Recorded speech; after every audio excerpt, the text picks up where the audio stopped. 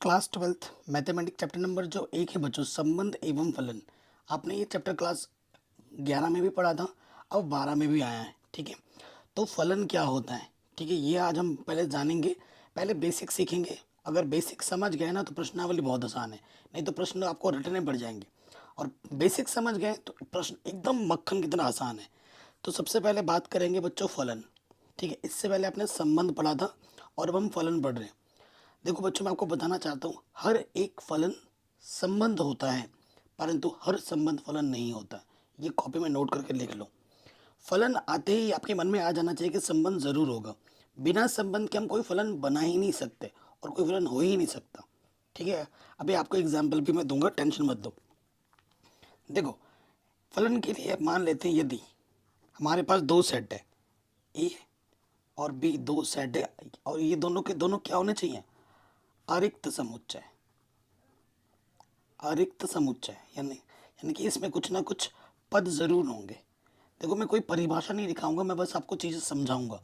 ठीक है, और वही मेन चीज़ है।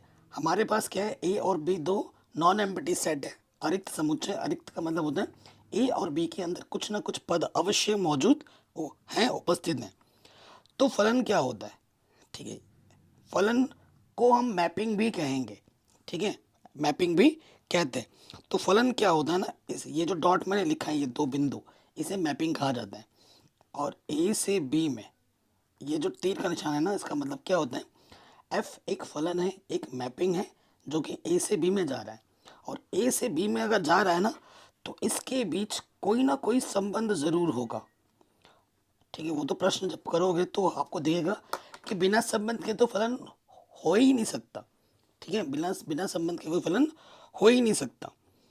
तो हमारे पास अगर दो समुच्चय हैं जो कि अरिक्त समुच्चय होने चाहिए, तो उनके ए और बी के बीच ऐसा संबंध होगा कि जैसे सपोज करो, ये मेरा ए है, ये मेरा बी है। मैं क्वेश्चन क्वेश्चन बना के ही दिखा देता हूँ। ठीक है, क्वेश्चन बना के दिखा देता हूँ। मान लो, माना हमारे पास एक फलन ए से बी में जा रहा है। ठीक है, ए से बी में जा रहा है, और यदि जो एफ एक्स है, एफ एक्स जो है वो एक्स स्क्वायर के बराबर है, और हर एक्स जो आ रहा है वो नेचुरल नंबर से आ रहा है। और ठीक है, और जो फलन है वो नेचुरल नंबर से नेचुरल नंबर में भी जा रहा है। ऐसा कुछ आपको प्रश्न में दिया होगा। मेन चीज, अभी प्रश्न में मत जाओ तो बेटर होगा, कॉन्सेप्ट को समझो। आपके पास ये ए है, ये बी है। मैं आपको ठीक क्वेश्चन के आधार पर समझाता हूँ। हमेशा ये जो ए होता है ना, वो एक्स होता है, और ये जो बी होता है ये वाई होता है। क्योंकि आपने इससे पहले पढ़ा होगा कि ऑर्डर पेयर चलते हैं। ऑर्डर पेयर चलता है ना, एक्स और वाई में ऑर्डर पेयर चलता है, क्रमित युग्म कहते हैं हिंदी में। तो ए और बी यानी कि एक्स और वाई में एक ऐसा संबंध होगा, वो प्रश्न में दिया होगा। इस ए को और इस बी को बोल दिया जाएगा कि भैया ए के मेंबर, जैसे यहाँ पे बोला गया कि जो फलन है नेचुरल नंबर से नेचुरल नंबर में जा रहा है। ठीक है, इसके अंदर सारे पद नेचुरल नंबर के होंगे और इसके अंदर भी सारे पद नेचुरल नंबर के होंगे। इसके बाहर के नहीं हो सकते हैं। ठीक है, एक संबंध दिया जाएगा, जैसे यहाँ पर ये दिया गया एफ एक्स बराबर एक्स स्क्वायर, और एक्स कहाँ से आ रहा है, नेचुरल नंबर से आ रहा है। ठीक है, ये चीज़ हमेशा प्रश्न में दी जाएगी, इसके बिना तो फलन बन ही नहीं सकता।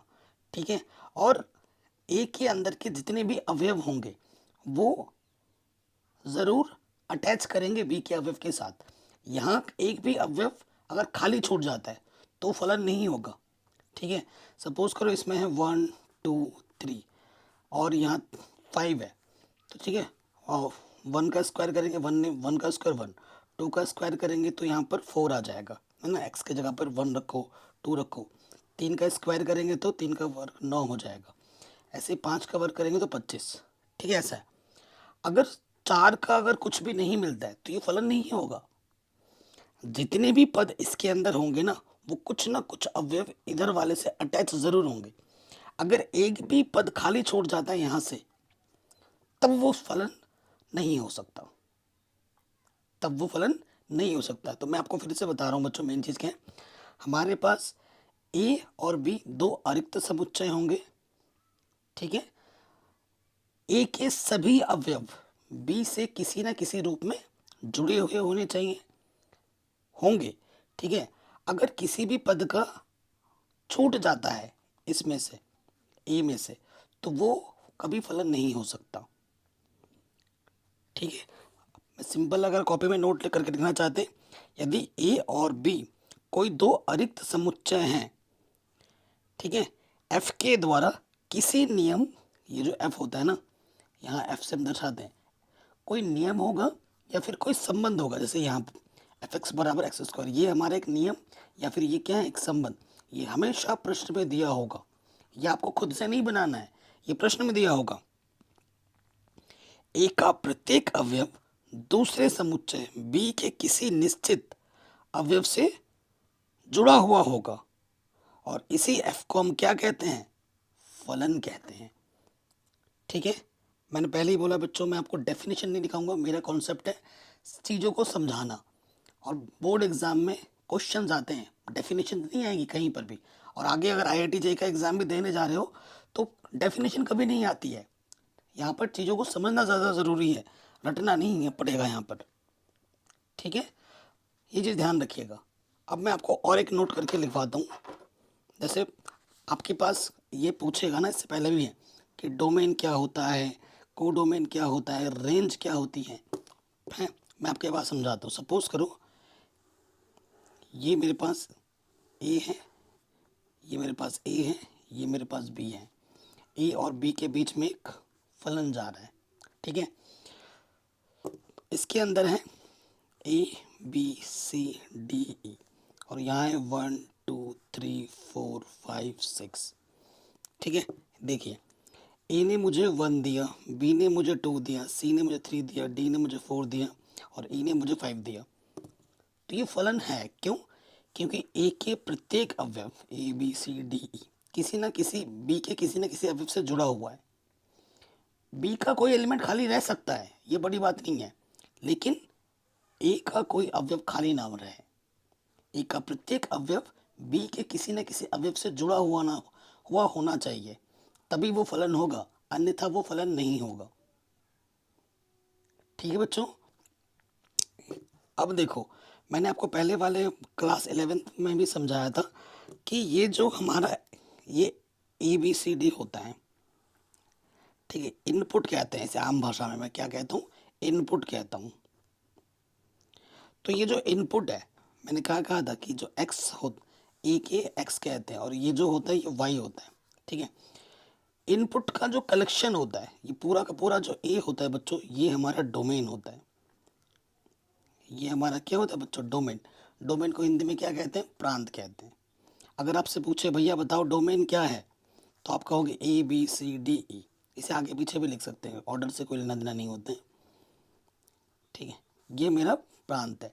अगर तुमसे कोई पूछे भैया सह प्रांत क्या है, तो आउटपुट का कलेक्शन सह प्रांत होता है। ए ने मुझे 1 दिया, बी ने मुझे 2 दिया, सी ने मुझे 3 दिया, डी ने मुझे 4 दिया, और ई ने मुझे 5 दिया। इन आउटपुट का जो कलेक्शन है, ये मेरे क्या है, आउटपुट है। किताबी भाषा से हट के बताता हूँ मैं कोई चीज़ लिख के लेके नहीं आया हूँ कि मैं आपको समझाऊँ, लिख के लेके आके डेफिनेशन, ऐसा कुछ नहीं है। ये मेरे टेक्निक है, मैं खुद ब खुद मैं अपने तरीके से समझा रहा हूँ, ठीक है। मैं कोई किताबी भाषा नहीं ले रहा हूँ, कोई किताबी एग्जाम्पल भी नहीं ले रहा हूँ, है ना बच्चों। तो ये आउटपुट का जो कलेक्शन होता है, जो इनपुट रखने पे जो मुझे आउटपुट मिला है, उस आउटपुट का कलेक्शन वही होता है, ठीक है। तो आउटपुट में ये जो चीज़ है, ठीक है, जैसे ये 1 है, 2 है, 3 है, 4 है, और ये 5 है, ये मेरा सह प्रांत हो जाएगा। सॉरी सह प्रांत नहीं होगा, परिसर हो जाएगा। ये हमारी रेंज होती है। आउटपुट का कलेक्शन क्या होता है, रेंज होता है। ये मेरी क्या है, रेंज है, परिसर है, ठीक है। आउटपुट का कलेक्शन क्या कहलाता है बच्चों, रेंज कहलाती है, परिसर कहलाता है। और ये जो पूरा का पूरा बी सेट है, ये पूरा सेट बी, ये मेरा कोडोमेन कहलाता है।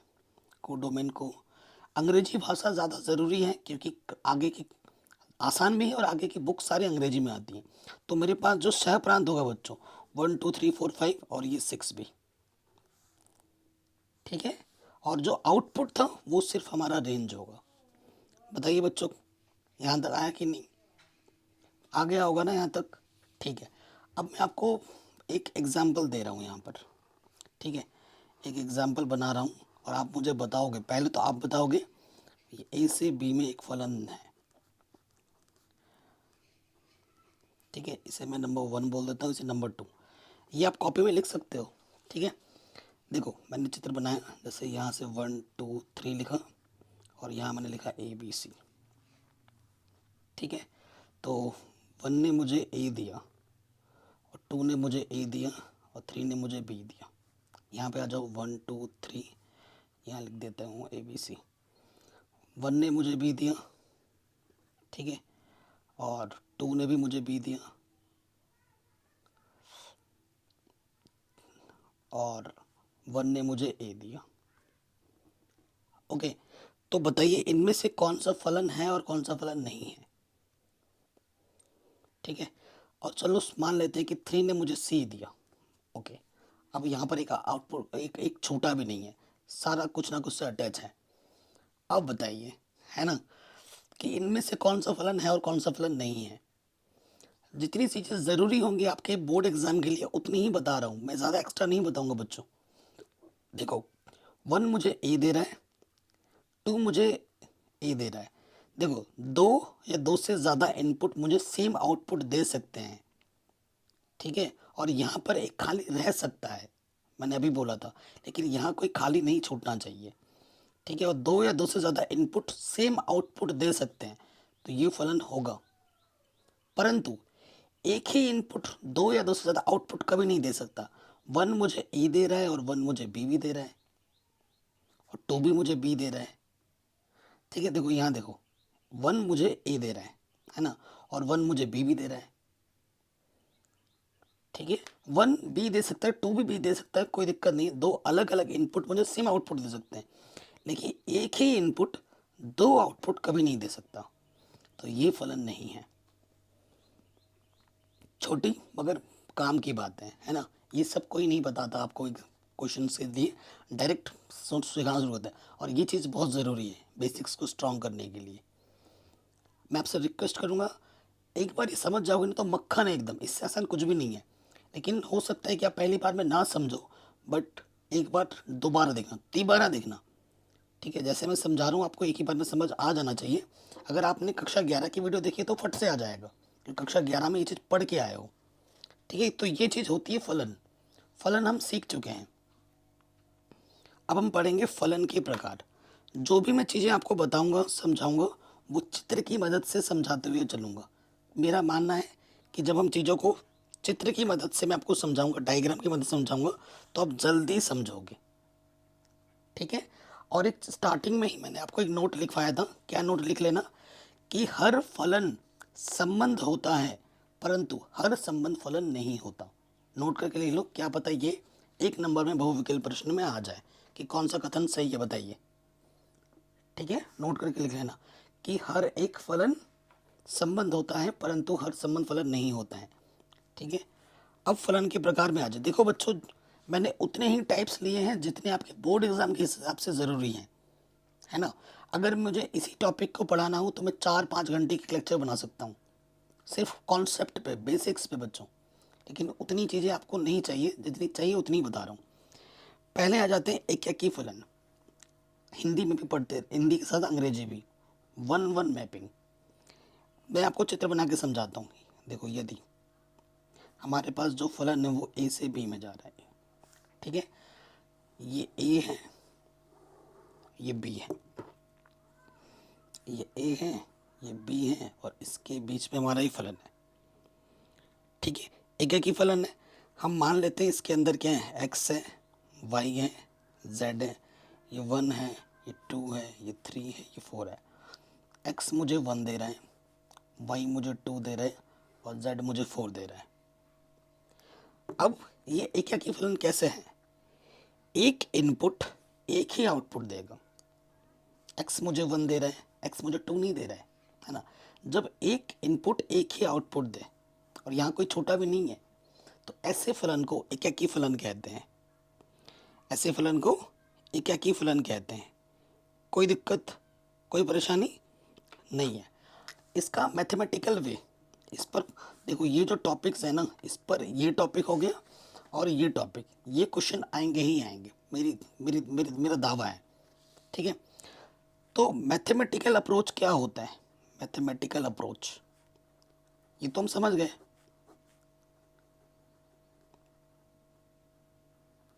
मैथमेटिकल अप्रोच क्या रहेगा हमें इस क्वेश्चन को सॉल्व करने की? हमें ये दिखाना होता है, यदि f(x1) हम f(x2) के बराबर लेके चलते हैं, तो हमें ये दिखाना होता है कि जो x1 और x2 वो भी आपस में बराबर है। For every x1, x2 belongs to a, इस सेट से आना चाहिए। ये मैथमेटिकल अप्रोच दिखाना चाहिए। या फिर दो होता है, या फिर अगर x1 और x2 आपस में बराबर नहीं है तो फंक्शन x1 और फंक्शन x2 भी आपस में बराबर नहीं होगा। For every x1, x2 belongs to a, इस सेट से आएगा। ये मैथमेटिकल अप्रोच होता है। अभी क्वेश्चंस करेंगे, प्रश्नावली अभी आगे आने वाली है, तो सीख जाओगे, नो टेंशन। एकाकी फलन क्या होता है? एक इनपुट एक ही आउटपुट देता है, उसे हम एकाकी फलन कहते हैं। सिंपल। आप यहाँ 3 छूट सकता है, ये कोई बड़ी बात नहीं है। अब आ जाओ आच्छादक फलन। ठीक है, आच्छादक फलन में आ जाओ, ऑन टू मैपिंग। एकाकी को ना अंग्रेजी में सिंपल में इंजेक्टिव फंक्शन भी कहा जाता है और आच्छादक फलन को सरजेक्टिव कहा जाता है। ठीक है, ये चीज़ भी इम्पोर्टेंट है, चलते रहना साथ में। अब हम बात करेंगे किसकी? आच्छादक फलन की। देखो,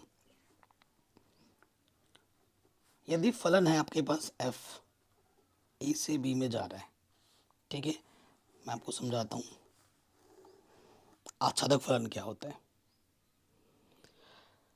जैसे यहाँ पर है 1 2 3 4 5, यहाँ ए बी सी डी ई।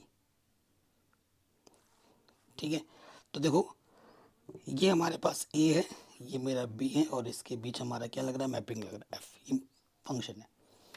तो क्या हुआ, सपोज करो 1 ने मुझे ए दिया, 2 ने मुझे सी दिया, ठीक है, और 3 ने मुझे बी दिया, 4 ने मुझे डी दिया, और 5 ने मुझे ई दिया।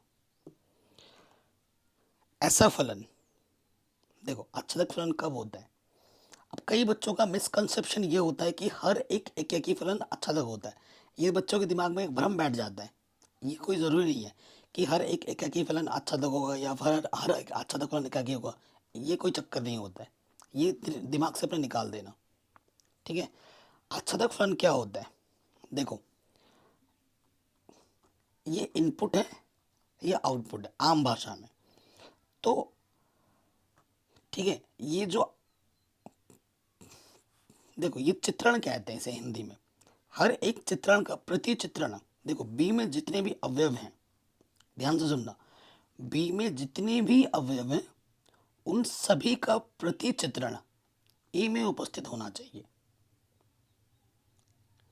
ठीक है, बी में जितने भी अवयव हैं उन सभी का प्रति चित्रण ए में उपस्थित होना चाहिए। अगर ऐसा है तो वो फलन आच्छादक है, अगर नहीं तो वो फलन आच्छादक नहीं है। ठीक है, मैं आपको दिखाता हूँ। ए का प्रतिचित्रण क्या है? 1, बी का क्या है? 3, सी का क्या है? 2, डी का क्या है? 4, और ई का प्रतिचित्रण क्या है? 5। सबके जितने भी पद यहाँ पर है उन सभी का प्रतिचित्रण यहाँ पर उपस्थित है, तो ये फलन आपका आच्छादक है। ठीक है, अब सपोज करो हमारे पास एक और नोट करके लेता हूँ ये एग्जाम्पल के तौर पर, कि आप खुद पहले सोच के बताना। ठीक है, ये ए है, ये बी है, और ये हमारा मैपिंग एफ है। मैं एक एग्जाम्पल बना रहा हूँ, 1 2 3 4 A B C D E F. 1 मुझे बी दे रहा है, 2 मुझे ये दे रहा है, 3 मुझे डी दे रहा है, ठीक है, और 4 भी मुझे बी दे रहा है। ठीक है, तो बताइए ये फलन आपका आच्छादक है या नहीं है? है या नहीं है, ये आपको बताना है। देखिए, ए का प्रतिचित्रण क्या है? 2 है, बी का प्रतिचित्रण 1 भी है, बी का प्रतिचित्रण यहाँ पर 4 भी है। ठीक है, डी का प्रतिचित्रण 3 है। ओके भैया, इसका प्रतिचित्रण कहाँ है? इसका प्रतिचित्रण कहाँ है? नहीं है ना इसका प्रतिचित्रण, तो इसका प्रतिचित्रण यहाँ नहीं मिल रहा है। सभी का मिलना आवश्यक है, सभी का। तो सी का नहीं मिल पा रहा है, एफ का नहीं मिल पा रहा है, तो ये फलन आपका आच्छादक फलन नहीं होगा। हर एक अवयव, बी के हर एक अवयव का प्रतिचित्रण ए में मौजूद होना चाहिए। अब आपको एक मैं नोट लिखवाता हूँ। देखो, अगर कोई फंक्शन, अगर कोई फलन आपका आच्छादक है, तो उस स्थिति में जो आपका रेंज होता है वही आपका कोडोमेन होता है। जो कोडोमेन होगा वो आपके रेंज के बराबर होगा, अगर आपका फलन आच्छादक है तो। हिंदी में बताऊं तो जो सह प्रांत होता है वो परिसर के बराबर होता है। इस स्थिति में अगर आपका फलन आच्छादक फलन है, ऑन टू फलन है तो, ऑन टू फंक्शन है तो। ठीक है, कोई दिक्कत, कोई परेशानी नहीं होगी। ये मैं कॉन्सेप्ट ही सिखा रहा हूँ आपको अभी तक। अब आ जाइए one one and onto function. ठीक है, कुछ मेन जो चीज़ है वो तो मैंने बता दिया जो एग्जाम पॉइंट ऑफ व्यू से है ना, लेकिन कुछ कुछ हैं जो आते ही हैं। जैसे मैं आप यदि मैं एक फलन ले लेता हूँ, ए से बी में जा रहा है, कि वो वन वन भी है और ऑन टू भी है, तो वो सिंपल सी बात है। जैसे यहाँ मैंने ले लिया, ये मैंने ले लिया इसको ए, ये बी है। ठीक है, सो देखो यहाँ पर मेरे पास है 1 2 3 4 ए बी सी डी। एक इनपुट एक ही आउटपुट देगा, ऐसा कुछ मैंने बना लिया। वन वन है, एक इनपुट एक ही आउटपुट दे रहा है, दो तो नहीं दे रहा है। ठीक है, यूनिक संबंध है, और साथ ही साथ हर एक अवयव का प्रतिचित्रण मौजूद है कि नहीं? ये वन वन भी है और ऑन टू भी है। जब वन वन और ऑन टू दोनों एक साथ हो तो ऐसे फलन को एकाकी आच्छादक कहा जाता है। ठीक है, इसे इसको कहा कि क्या कहा जाता है? एकाकी आच्छादक कहा जाता है। ये टॉपिक भी एग्जाम में आता है इसलिए मैंने करवा दिया। ऐसा फलन जो एकाकी भी हो और आच्छादक भी हो उसे हम एकाकी आच्छादक फलन कहते हैं। ठीक है, अब आ जाइए इनटू मैपिंग। अंतःक्षेपी फलन किसे कहा जाता है? ठीक है, सो देखो बच्चों, यदि हमारे पास एक फलन है, फलन में बोल देता हूँ जो कि ए से बी पे जा रहे हैं। ठीक है, ये ए है, ये बी है, ये ए, ये बी। ठीक है, इसके अंदर है 1 2 3 ए बी सी। 1 मुझे ए दे रहा है, 2 भी मुझे ए दे रहा है, और 3 मुझे सी दे रहा है। ठीक है, तो इनटू फलन क्या होता है? इनटू फलन क्या होता है? इनटू का थोड़ा सा उल्टा होता है। इनटू में क्या होता है? जितने भी अवयव हैं उन सभी का प्रतिचित्रण मौजूद होता है। जैसे ए का 1 भी है और ए का 2 भी है, सी का भी 3 है। इसमें जितने भी पद है किसी एक अवयव का प्रतिचित्रण हमें नहीं मिलेगा। बी का प्रतिचित्रण यहाँ पर नहीं है, लेकिन ये फलन है, यहाँ से कोई खाली नहीं है, सबका प्रति देखो चित्रण यहाँ मिल रहा है कि नहीं? 1 का ए है, 2 का ए है, 3 का सी है। लेकिन प्रतिचित्रण की अगर बात करें, ए का है, सी का, लेकिन बी का नहीं है, एक का छूट गया। तो ऐसी स्थिति जब सभी का प्रतिचित्रण मिल पा रहा है सिर्फ एक अवयव को छोड़कर, इस एक अवयव छूट गया है जिसका हम नहीं मिल पा रहा है। लाखों एलिमेंट्स हैं इसके अंदर, लाखों के मिल रहे हैं, अगर एक छूट जाता है तो वो आपका ऑन टू फंक्शन नहीं होगा। ठीक है, सबका होना चाहिए भाई, सबका साथ सबका विकास, है ना, जैसा मोदी जी कहते हैं। अगर एक का भी छूटेगा तो वो आच्छादक फलन नहीं होगा। और ऐसी स्थिति आ जाती है कि भाई लाखों करोड़ों का मिल गया है प्रतिचित्रण, सिर्फ एक छूट रहा है, या 2 3 है फिर भी एक छूट जा रहा है, तो इस स्थिति को कहा जाता है इनटू मैपिंग, अंतःक्षेपी फलन। बाकी भैया सबका प्रतिचित्रण मिल रहा है सिर्फ एक को छोड़कर, तो ऐसे को हम कहेंगे अंतःक्षेपी फलन। ठीक है, कोई दिक्कत, कोई परेशानी नहीं होगी। इससे आसान एक्सप्लेनेशन कुछ हो ही नहीं सकता जिस तरीके से मैं आपको समझा रहा हूँ बच्चों। ठीक है, अब आ जाते हैं नेक्स्ट जो टॉपिक है, बहु एकाक फलन, many one mapping, many one function. ये क्या होता है? जैसे मेरे पास है एक फलन मैंने ले लिया जो कि ए से बी में जा रहा है। मैं सारा कुछ मैंने चित्र बना के समझाया, एक भी चित्र मैंने आपको रटवा ही नहीं है। ठीक है, ये ए है, ये बी है, इसके साथ हमारा मैपिंग एफ है। सपोज करो ये 1 है, ये 2 है, ये 3 है। ठीक है, सो यहाँ है एक्स वाई जेड।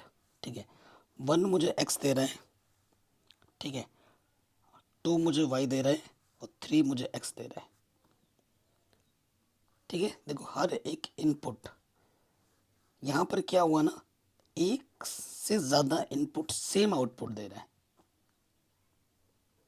ठीक है, एक से ज़्यादा इनपुट जब सेम आउटपुट दे तो ऐसे फलन को हम बहुएकक फलन कहते हैं। जब एक से ज़्यादा इनपुट सेम आउटपुट दे दे, यहाँ इनपुट 1 है, 2 है और 3 है, दो अलग अलग इनपुट हैं लेकिन आउटपुट मुझे सेम दे रहा है, तो ऐसे फलन को हम बहुएककी फलन कहते हैं, मैनी वन फंक्शन कहते हैं।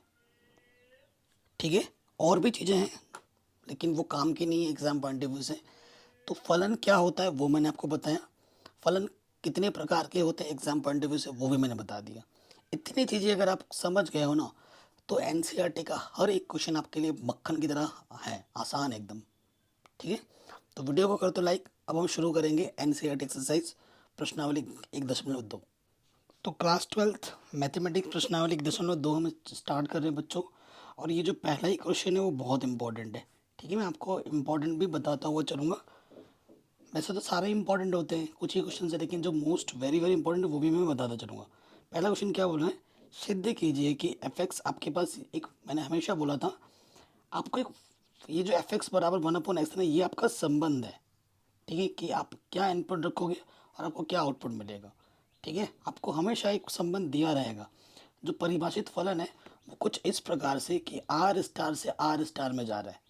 ठीक है ना, आर स्टार से आर स्टार में जा रहा है कि ये एक है कि तथा आच्छादक है जहाँ आर सभी ऋणोत्तर वास्तविक संख्याओं का समुच्चय है।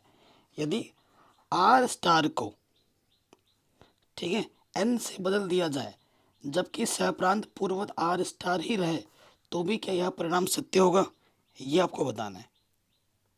ठीक है, ये आपको बताना है। अब आर स्टार क्या बोला गया है यहाँ पर, ऋणोत्तर वास्तविक संख्याओं का समुच्चय है। ठीक है, सो देखिए पहली स्थिति में हम आ जाते हैं। ठीक है, दो कंडीशन है हमारे पास, तो केस 1 में आ जाते हैं। केस 1 पे लिखूंगा मैं आपको, केस 1। ठीक है, जो हमारा फलन है वो आर स्टार से आर स्टार में जा रहा है और आर स्टार हमारा क्या बोल रखा है, सभी ऋणोत्तर वास्तविक संख्या, जो ऋण में है उन्हीं को लेना है, उन वास्तविक संख्याओं का ये क्या है, समुच्चय है। ठीक है, मैंने आपको एक चीज़ बताता हूँ यहाँ पर, जब कोई चीज़ हमें प्रूफ करनी होगी तो उसे बाई स्टेटमेंट हम प्रूफ करते हैं। अब कोई चीज़ हमें मना करनी है उससे तो बाई एग्जाम्पल मना करेंगे। ठीक है, कारण सहित हमें देना होता है। इसने पहले ही बोल रखा है, आंसर हमें पहले ही पता है कि ये एकाकी और आच्छादक होगा, इसने पहले ही बोल दिया है, तो हमें तो पता ही चल चुका है। ठीक है, सो कैसे लिखेंगे एग्जाम में वो हमको बताता हूँ।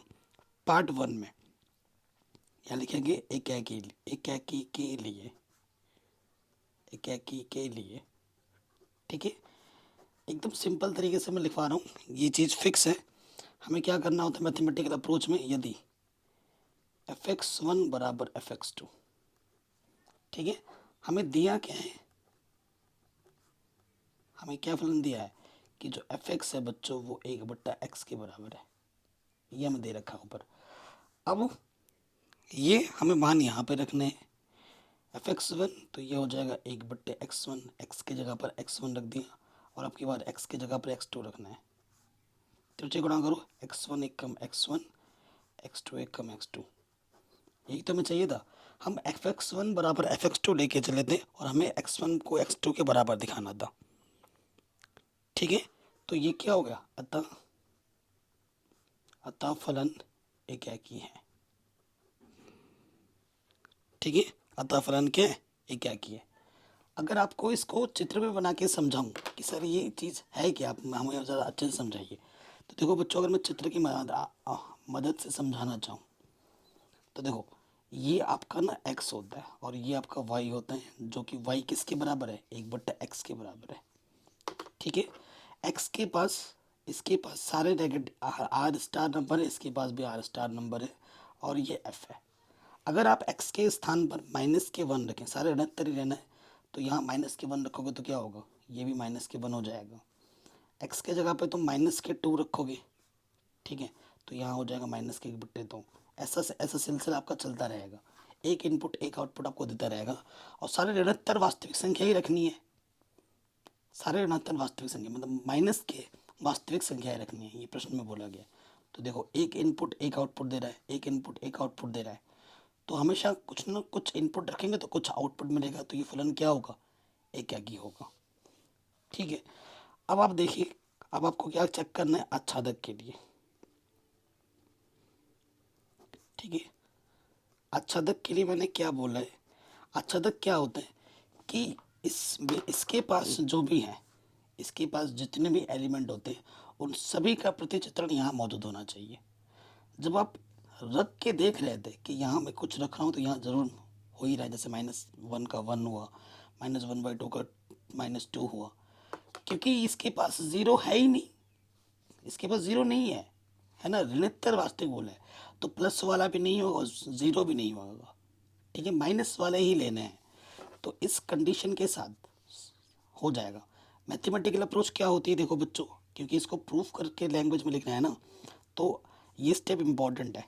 मैंने बोला था आपको हर क्वेश्चन में एकाकी और आच्छादक आपको मिलेंगे ही मिलेंगे, ये आपको करना ही पड़ेगा। आच्छादक के लिए क्या करते हैं, माना एफ एक्स को हम क्या मानते हैं, वाई मानते हैं। ठीक है, तो वाई मानेंगे, यहाँ पर एफ एक्स को वाई मानेंगे, तो वाई बराबर 1/x हो जाएगा, तो x बराबर क्या हो जाएगा, 1/y। x बराबर क्या हो जाएगा, 1/y। अब आपको मैं चित्र बना के समझाऊं। ठीक है, ये हमारा y होता है और ये हमारा x, और x किसके बराबर है, 1/y के बराबर है। चूंकि y के पास क्या नहीं है, ज़ीरो, ज़ीरो तो इसके पास है ही नहीं, क्योंकि अगर मैं y के स्थान पर ज़ीरो रखता तो ये परिभाषित नहीं होता, लेकिन y के पास तो ऑलरेडी ज़ीरो है ही नहीं। इसकी ये भी आर स्टार है और ये भी आर स्टार है, और इसके बीच हमारा फलन है कि नहीं, तो इसके पास तो ज़ीरो है ही नहीं, ऋणोत्तर वास्तविक बोला है। ये चीज़ बहुत इंपॉर्टेंट है, बच्चे इसको ध्यान नहीं रखते हैं। आपके पास, इसके पास कौन से मेंबर होंगे, आर स्टार के, और यहाँ पे भी कौन से मेंबर आने चाहिए, आर स्टार के। इसके बाहर के मेंबर अलाउड नहीं है, बाहर के आएंगे तो ये फलन ही नहीं होगा, ये ध्यान रखना चाहिए। ठीक है, देखो, अगर जैसे सपोज करो मैं y क्या रखता हूँ, -1 रखता हूँ, यहाँ पर y के स्थान पर रखूँ तो x आपका क्या हो जाएगा, -1। अगर मैं y के स्थान पर -3 रखता हूँ तो क्या हो जाएगा, -1/3। मैं कुछ भी रखूँगा उसका प्रतिचित्रण कुछ ना कुछ यहाँ पर ज़रूर मिलेगा। मैं कुछ भी यहाँ पर रखूँ y के स्थान पर, मैं नेगेटिव का, तो यहाँ x मुझे कुछ ना कुछ ज़रूर मिलेगा। मिलेगा कि नहीं मिलेगा, मतलब खाली नहीं छूट रहा है यहाँ से, हर एक चित्रण का प्रतिचित्रण यहाँ उपस्थित है x में, तो ये क्या हो जाएगा, आच्छादक हो जाएगा। तो लिखेंगे कैसे, एग्जाम में वही बात आती है, बच्चों को आता है लेकिन बच्चे लिख नहीं पाते, तो क्या लिखेंगे, चूंकि सहप्रांत का प्रत्येक अवयव, सहप्रांत का प्रत्येक अवयव अवयव का प्रतिचित्रण चित्रण, ठीक है, सहप्रांत का प्रत्येक अवयव का प्रतिचित्रण क्या बोलते हैं, डोमेन में, डोमेन क्या होता है, प्रांत, परिसर, प्रांत में उपस्थित है, प्रांत में उपस्थित है। ठीक है, इट इम्प्लाइज, यानी कि जो सह प्रांत होता है वो किसके बराबर होता है, परिसर के बराबर होता है इस स्टेज में। ठीक है, चूंकि इसीलिए f आच्छादक है, ये लिख दोगे। ठीक है, f क्या है, आच्छादक है, तो फलन आपका एकाकी भी था, फलन आपका आच्छादक भी है, ये ही आपको दिखाना था। केस टू में क्या बोला गया है, यदि क्या बोला है कि जब यदि आर स्टार को एन से बदल दिया जाए जबकि सह प्रांत पहले वाले की तरह ही हो, ठीक है, तो क्या होगा? तो यदि आर स्टार को एन में बदल दिया जाए जबकि सह प्रांत पूर्ववत आर स्टार ही रहे तो क्या होगा? सह प्रांत क्या होता है? बाद वाला। अगर मतलब क्या बोला है कि जो आर स्टार को एन में बदल दिया जाए और बाद वाला वैसे का वैसे ही रहे, ये होता है अगर आपका फलन किसी से किसी में जा रहा है ना। पहला वाला क्या होगा? प्रांत। दूसरा वाला होगा सह प्रांत, ठीक है, ये चीज़ आपको पता होनी चाहिए। ये वाला आपका क्या होता है? प्रांत। और ये वाला क्या होता है आपका? सह प्रांत, ठीक है। अब वो आपके पास थोड़ा लॉजिक लगाओ, ठीक है, एकाकी होगा या नहीं होगा, लॉजिक के साथ चलेंगे हम, है ना। चित्र भी बना के दिखाऊंगा, सिर्फ चीज़ों को हमें रटना नहीं, समझना भी। एकाकी के लिए देखो, एकाकी के लिए, ठीक है, यदि आर स्टार को एन से बदल दिया जबकि सह प्रांत पूर्वत आर स्टार ही रहे तो भी क्या यह परिणाम सत्य होगा? ओके, देखते हैं। यहाँ पर हमारे पास सारा एन होगा और यहाँ पर हमारा सारा आर स्टार होगा, मतलब नेगेटिव वाला, ठीक है। एन मैंने पहले भी बोला है बच्चों, ये इसके जो मेंबर होते हैं एक्स होते हैं और इसके मेंबर जो होते हैं वो वाई होता है। और वाई हमारा किसके बराबर है? 1/x के बराबर। और एक्स किसके मेंबर आने? सारे प्राकृतिक संख्या। देखो, अगर मैं एक रखूँगा तो 1 के बट्टे में एक, एक आएगा, ठीक है, क्या आ जाएगा? एक आ जाएगा, ओके। अब यहाँ पर ना इस चीज़ में, प्रश्न में थोड़ा सा कंफ्यूजिंग वर्ड यहाँ पर है। कंफ्यूजिंग वर्ड क्या है? देखो यहाँ पर लिखा हुआ है ऋणोत्तर वास्तविक संख्या का समुच्चय। अब ऋणोत्तर है तो नेगेटिव होता है इसका मतलब, बट यहाँ पर जो मुझे चीज़ लग रही है ना, जो क्वेश्चन का लॉजिक मुझे निकल के आ रहा है, ऋणोत्तर आज का मतलब इसके पास ज़ीरो नहीं है, ये इसका मतलब होगा इसके पास क्या नहीं है? ज़ीरो नहीं है, ये होना चाहिए, ठीक है। क्योंकि अगर आंसर में जाके देखोगे तो इस ये एकाकी है, ठीक है, एकाकी है। और अगर तुम यहाँ से देखो तो ये एकाकी नहीं हो रहा है। क्यों? क्योंकि मैंने एन के जगह पे वन रखा, मैंने वन लिया, और यहाँ एक्स के जगह पे वन रखा, 1/1 वन आ गया, तो ये तो पॉजिटिव का है ना, तो आर स्टार ऋणोत्तर बोल रहे हैं। तो ये चीज़ बोल कुछ रहा है और इसका मीनिंग कुछ और निकल रहा है। यहाँ पर कुछ मिस्टेक है, एनसीईआरटी में ऋणोत्तर नहीं होना चाहिए, कुछ और वर्ड यूज़ करना चाहिए था इस क्वेश्चन में। वैसे पता है इस वर्ड का मतलब क्या है कि इसके पास ज़ीरो नहीं है, ठीक है, ज़ीरो नहीं है इसके पास, बाकी सब कुछ है, ओके। अब इस हिसाब से ये क्या किया होगा? एकाकी के लिए कंडीशन क्या होता है? यदि किसी चीज़ को अगर हाँ करके दिखाना है तो बाई स्टेटमेंट लिखेंगे f(x1 बराबर x2), ये हमें दे रखा है, यहाँ रखेंगे 1/x1 बराबर 1/x2, तिरछे गुणा कर देंगे, x1 बराबर आ जाएगा x2। अतः है क्या की है, अतः है क्या की है, अच्छा तक नहीं है, मैं आपको ये प्रूफ कर दूंगा, ठीक है। इसी वर्ड में ही कंफ्यूजिंग है ना, ये कुछ कंफ्यूजन मैंने नहीं, ये कंफ्यूजन भाई साहब आपके एनसीईआरटी वालों ने ही की है, ठीक है। अच्छा तक पे आ जाते हैं। अच्छा तक की देखो लॉजिक क्या है, बहुत आसान होता है, ठीक है। यहाँ पर आपका वाई होता है और यहाँ पर आपका एक्स, और अच्छा तक के लिए हमारे पास एक्स बराबर क्या है? 1/वाई के बराबर है, ठीक है, ठीक है। तो ऋणोत्तर का मतलब ना ज़ीरो नहीं है इसके पास, यही मात्र वर्ड है और कुछ नहीं है इसके पास, ठीक है। सो देखो, अगर मैं वाई ले लेता हूँ, यहाँ पर वाई ले लेता हूँ मैं, अगर सपोज करो मैं वाई ले लेता हूँ, 2 ले लेता हूँ और यहाँ रखता हूँ, तो ये हो जाएगा 1/2।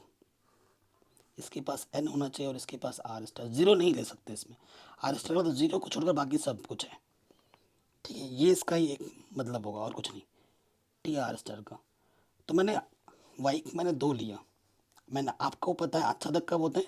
जब हर एक अवयव का प्रतिचित्रण मौजूद होना चाहिए यहाँ पर। तो देखो मैंने क्या लिया, 2 मैंने लिया वाई से, लेकिन 2 का प्रतिचित्रण क्या होगा? शूद्र से 1/2 होगा, और 1/2 क्या प्राकृतिक संख्या में होता है? नहीं होता है। तो इसका प्रतिचित्रण इसमें उपस्थित ही नहीं है। इसके पास तो ये भी है, 1 है, नेगेटिव वाला भी ले सकता हूँ, कुछ भी ले सकता हूँ। सपोज करो मैंने यहाँ ले लिया -3 ले लिया, ये -3 आ गया, क्या -1/3 एन में होता है? नेचुरल नंबर में होता है? नहीं होता है। एक भी छूट जाएगा तो वो मना हो जाता है भाई। इसमें तो हजारों लाखों करोड़ों अरबों हैं, है ना, इतने हैं कि गिन नहीं सकते। तो आप बोल देंगे चूंकि टू हमने वाई से लिया जो कि यहाँ से, और इसका प्रतिबिंब यहाँ पर प्रतिचित्रण एन में स्थित नहीं है। जो मेंबर आना चाहिए ना वो एन का ही होना चाहिए, बाहर के अलाउड नहीं होते हैं, वही तो मैंने बोल रहा था। ठीक है, चूंकि प्रत्येक अवयव का प्रतिचित्रण नहीं है, इसलिए यह आच्छादक नहीं है।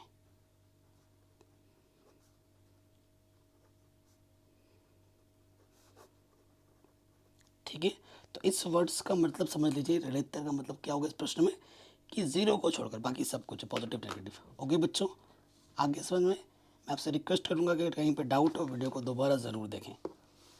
अगले प्रश्न में आ जाते हैं।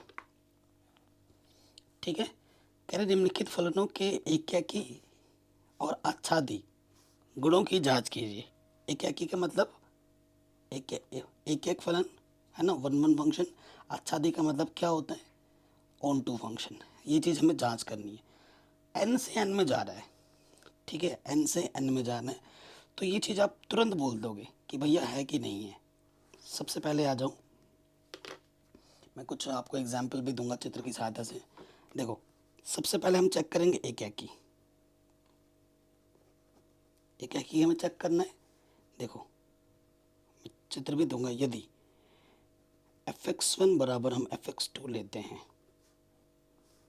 ठीक है, यहाँ पे आ जाओ, fx1 बराबर x2 लेते हैं, तो यहाँ रखो x1 का स्क्वायर हो जाएगा क्योंकि ये हमारा फंक्शन है।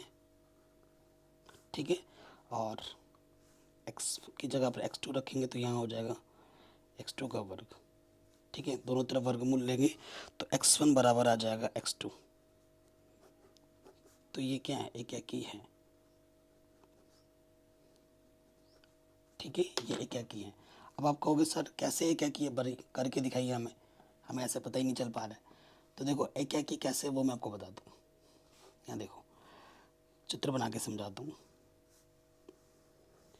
ये आपका क्या है बच्चों, ये आपका x होता है, ये आपका y होता है, और n से n में जा रहा है। ये इसके पास सारे नंबर n के होने चाहिए, नेचुरल नंबर के होने चाहिए, इसके पास भी सारे नंबर नेचुरल नंबर के होने चाहिए, ये दे रखा है।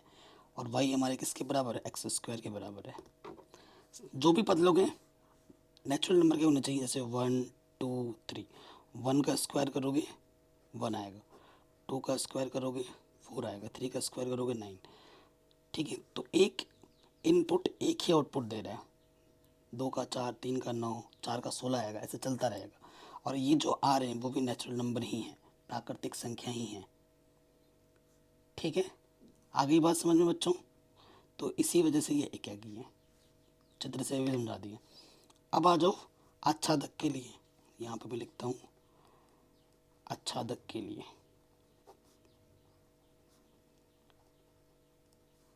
ठीक है, आच्छादक के लिए क्या होता है, माना जो एफ एक्स होता है उसको हम क्या मानते हैं बच्चों, वाई मानते हैं। वाई मानते हैं तो वाई बराबर हमारा क्या है, एक्स स्क्वायर, यानी कि एक्स बराबर हो जाएगा अंडर रूट वाई। अब किसी चीज़ को मना करना होता है ना, तो भाई किससे मना करते हैं, बाई एग्जाम्पल मना करते हैं। और कोई भी चीज़ वैसे सोचोगे तुम, एक एक भी सोचोगे, अच्छा तो भी सोचो, तुम्हारे मन में पहले काउंटर एग्जाम्पल्स आएंगे। ठीक है, और कोई चीज़ तुम्हें प्रूफ करनी है तो भाई लैंग्वेज प्रूफ करोगे, और कोई चीज़ मना करनी है तो भाई एग्जाम्पल मना करोगे। ये चीज़ तो करनी है इतनी। अब देखो, ये हमारा x होता है, ये मेरा y होता है, और x किसके बराबर है, अंडर रूट वाई के बराबर है। इसके पास भी n है और इसके पास भी n है, और ये हमारा फलन है, बोल रखा है। देखो, नेचुरल नंबर है, मैंने एक लूँगा सीधा सीधा, दो लिया मैंने, नेचुरल नंबर है, दो नेचुरल नंबर होते हैं प्राकृतिक संख्या है। दो जैसे ही रखूँगा यहाँ पे y के स्थान पर, तो ये हो जाएगा अंडर रूट 2। क्या अंडर रूट 2 प्राकृतिक संख्या में होता है, नहीं होता है। एक का भी मना कर दोगे बात खत्म, है ना। दो मैंने क्या लिया, वाई से लिया जो कि प्राकृतिक संख्या है, और इसका जो प्रतिबिंब है ना, तो अंडर रूट वाई, वो नेचुरल नंबर में नहीं होता। तो आप क्या बोलोगे, चूंकि प्रत्येक अवयव का प्रतिचित्रण, ठीक है, प्रतिचित्रण प्रांत में नहीं है,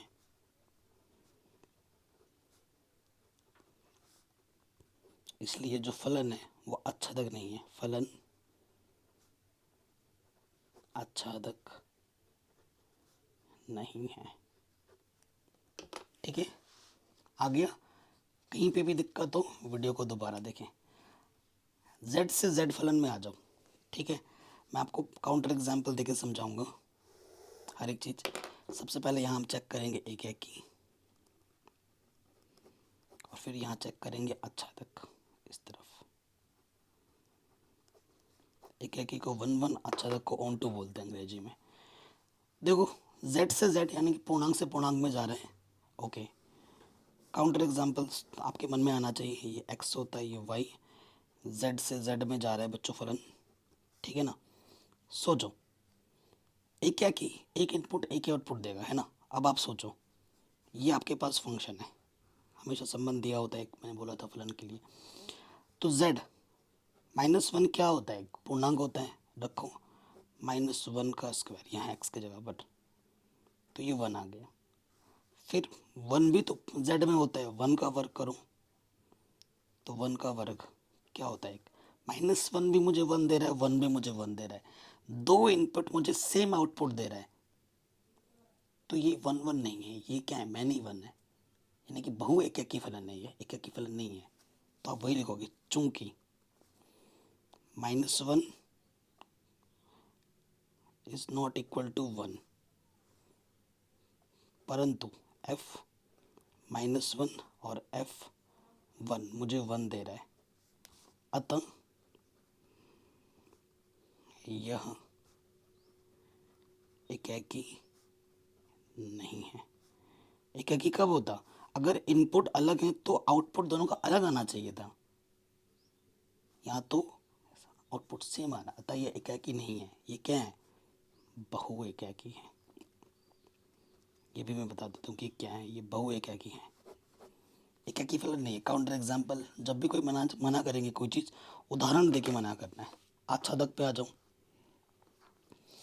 आच्छादक पे आएंगे तो देखो, माना क्या करते हैं बच्चों, एफ एक्स को वाई मान लेते हैं, माना एफ एक्स बराबर वाई, इसको वाई मानेंगे तो वाई बराबर है एक्स स्क्वायर, तो एक्स बराबर हो जाएगा √y, है कि नहीं। काउंटर एग्जाम्पल तो भैया ऐसे हम समझेंगे नहीं, ये आच्छादक भी नहीं होगा। कैसे, ये मेरा x होता है, ये मेरा y होता है, इसके पास z है और इसके पास भी z है कि नहीं। अब देखो, ठीक है, x किसके बराबर है, √y के बराबर है। मैं क्या ले रहा हूँ, मैं ले रहा हूँ -2, जो कि एक पूर्णांक होता है। जैसे ही y मैंने -2 लिया, यहाँ रखूँगा सूत्र में, तो ये हो जाएगा -2। क्या ये पूर्णांक है, चूँकि -2 बिलोंग्स टू y, ठीक है, और y क्या है, पूर्णांक है, परंतु -2 का जो प्रतिबिंब है, ठीक है, वो क्या नहीं होता है, वो आपका z में नहीं होता है, क्योंकि ये क्या है, एक काल्पनिक संख्या है और हमें पूर्णांक चाहिए। तो आप क्या बोलेंगे, चूंकि, यही चीज़ लिख दोगे दोबारा, चूंकि सहप्रांत के प्रत्येक अवयव का प्रतिचित्रण प्रांत में उपस्थित नहीं है, अर्थात यह आच्छादक नहीं होगा। ठीक है, ये लिख दोगे, आच्छादक नहीं होगा। कोई दिक्कत नहीं होगी, आराम से हो गया। अब आ जाइए इस प्रश्न में, आर से आर में जा रहा है, काउंटर एग्जाम्पल। ठीक है, अब तो क्या लिखना है क्या नहीं लिखना है आप समझ चुके होंगे, इतना यहाँ मैं आपको समझाता हूँ। सबसे पहले हम एक एक ही चेक करेंगे, ठीक है, यहाँ एक एक ही चेक करेंगे और फिर इधर हम आच्छादक चेक करेंगे। इसीलिए इन्होंने पार्ट्स बना के रखे हैं। और बदल क्या रहा है, फंक्शन में जो प्रांत और पर सहप्रांत और प्रांत है ना, और जो है ना, उनको बदला जा रहा है, z से z, r से r। फंक्शन देखो वही है, सिर्फ इनको बदलने से बात कितनी घूम जाती है। r से आर में जा रहा है, यानी कि वास्तविक संख्या से वास्तविक संख्या में जा रहा है। वास्तविक संख्या में काल्पनिक संख्या को छोड़ के सब रहता है कि नहीं। तो इसके पास पूर्णांक भी होते हैं वास्तविक संख्या के पास। जैसे मैंने एक रखा तो एक का वर्ग एक हो जाएगा, यहाँ एक्स होता है, यहाँ वाई, और वाई किसके बराबर है, एक्स स्क्वायर के बराबर है। माइनस एक रखूँगा, माइनस एक का वर्ग करूँगा तो वो भी आ जाएगा 1। ठीक है, चूँकि 1 और -1 अलग फंक्शन है, परंतु f1 और f-1 मुझे 1 दे रहे हैं, अतः यह एकाकी नहीं है। ठीक है, अब आ जाइए आच्छादक पे। ठीक है, आच्छादक के लिए क्या करते हैं, माना fx को हम y मानते हैं, तो y बराबर एक्स स्क्वायर, तो x बराबर क्या हो जाएगा, √y। ठीक है, सो ये हमारे पास क्या है बच्चों, इसके पास r होने चाहिए, इसके पास भी r के मेंबर होने चाहिए। ये x होता है, ये y होता है। ठीक है, तो x बराबर क्या है हमारे पास, √y है। ठीक है, मैंने एक -2 ले लिया जो कि वास्तविक संख्या होती है। -2 का इसे यहाँ रखूँगा, अरे यार ये y है ना, यहाँ रखूँगा, -2 का √x हो जाएगा, है ना। तो ये चीज़ वास्तविक संख्या में नहीं होती है, चूँकि -2 कहाँ से है, r में है, परंतु -2 का जो प्रतिबिंब है वो r में नहीं है, इसलिए ये आच्छादक नहीं है। इससे पहले क्या लिखोगे आप, कारण, चूँकि सप्रांत का प्रत्येक अवयव का प्रतिबिंब प्रांत में उपस्थित नहीं है, अर्थात ये क्या नहीं है बच्चों, ये आपका आच्छादक फलन नहीं है। एक का भी मना कर दोगे बात बन जाएगी, इसमें तो कितने ही मना कर सकते हो आप तुम। इसमें आ जाइए, ये क्या है बेटा आपका, ये देख के पता लग गया मुझे कि ये एकाकी तो होगा लेकिन आच्छादक नहीं होगा। कैसे, देखो एकाकी होगा परंतु आच्छादक नहीं होगा। देखो जैसे ये यहाँ x होता है, यहाँ y किसके बराबर है बच्चों, x³ के बराबर। इसके पास सारे मेंबर प्राकृतिक संख्या के होने चाहिए, और इसके पास भी। मैंने 1 रखा, 1 की घात 3 करूँगा 1 आ जाएगा। 2 रखा, 2 की घात 3 रखूँगा 8 आ जाएगा। 3 की घात 3 करूँगा, 3 3 होती 27 आ जाएगा। ऐसा चलता रहेगा, एक इनपुट एक ही आउटपुट दे रहे हैं, तो ये क्या है, एकाकी है। ठीक है, लेकिन वहाँ अगर आच्छादक की बात करूँ तो यहाँ पर y बराबर आ जाएगा, अब fx को y मानते हैं तो x बराबर आ जाएगा y की घात 1/3, है ना। ये इधर आ जाएगा, ये x आ जाएगा आच्छादक के लिए। तो यहाँ जब करोगे आप, यहाँ हमारा इसके पास भी n के और इसके पास भी n के ही होने चाहिए। ये मेरा x होता है, ये मेरा y, और x किसके बराबर है, y की घात 1/3। n है ना, n मैंने ले लिया 2, और 2 रखूँगा y की जगह पे, 2 की घात 1/3। क्या ये n है, नहीं है, चूँकि 2 आपने n से लिया, परंतु इसका जो प्रतिचित्रण है 2 की घात 1/3 ये n में उपस्थित नहीं है, अतः ये आच्छादक नहीं होगा।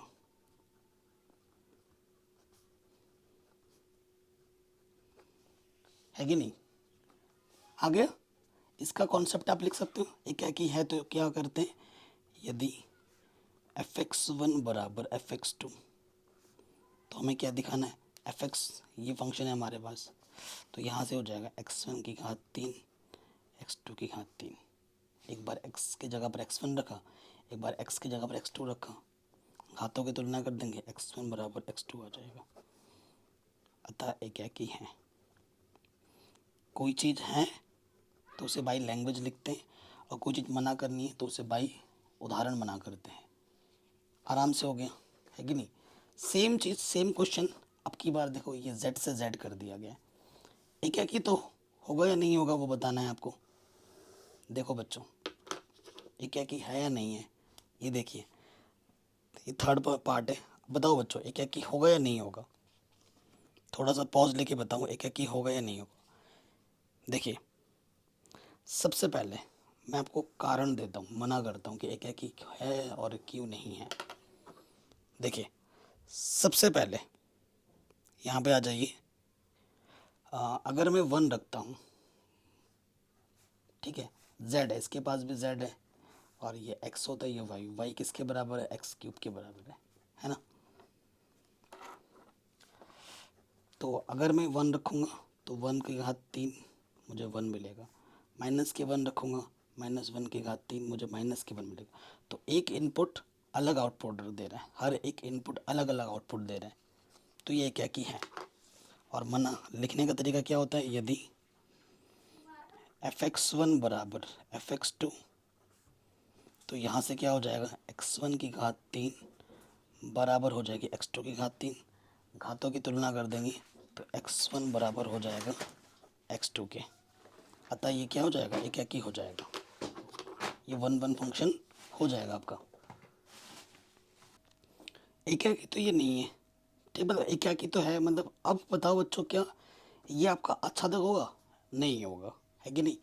तो क्योंकि fx को हम क्या मानते हैं, y मानते हैं अच्छा तक के लिए, ठीक है। तो y बराबर एक्स क्यूब, तो x बराबर y की घात 1/3, ये घात यहाँ लग जाती है कि नहीं। सो देखो बच्चों, लॉजिक समझो क्यों नहीं है, ये आपका x होता है, ये आपका y होता है, और x अब की बराबर क्या है, y की घात 1/3।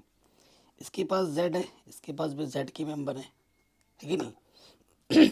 अब देखो, अगर z में ले लेता हूँ -2 पूर्णांक है, तो -2 की घात 1/3 ये एक पूर्णांक नहीं है, ये इसका प्रतिचित्रण बिल्कुल नहीं है, चूँकि -2 तो z में है, परंतु -2 का की पावर 1/3 ये z में नहीं होता, इसलिए ये क्या है, आच्छादक नहीं है।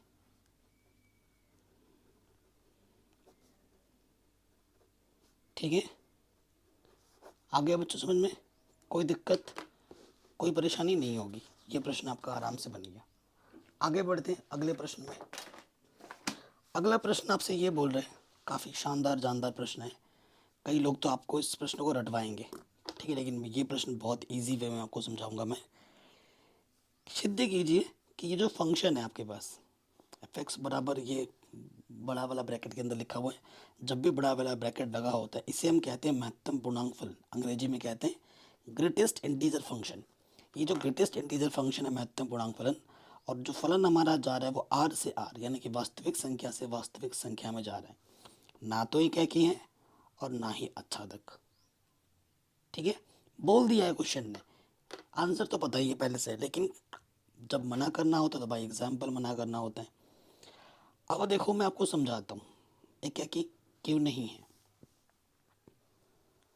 देखो मैं अगर आपको छोटा सा एग्जाम्पल लूँ, यहाँ पर ग्रेटर इंटीजर फंक्शन है ना, यहाँ पर 1 है, यहाँ पर 2 है, यहाँ पर सपोज करो ये 3 है, ठीक है।